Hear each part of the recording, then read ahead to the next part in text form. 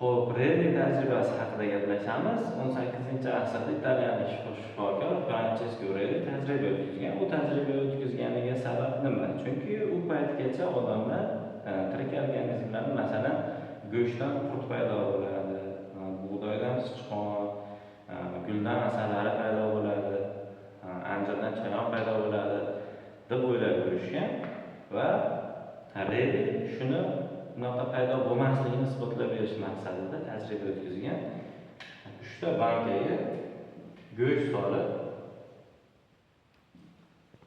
avval 2 ta bankaga go'sht solib, bittasini og'zini ochiq qoldirib, ikkinchisini yopib qo'ygan va ochiq qolgan bankaga pashshalar tushib, pashshalar aytga tuxum qo'yib, go'sht ustiga va tuxumidan keyinchalik qurtlar paydo bo'lgan. Keyingi og'zi yopiq bankada qurtlar paydo bo'lmagan.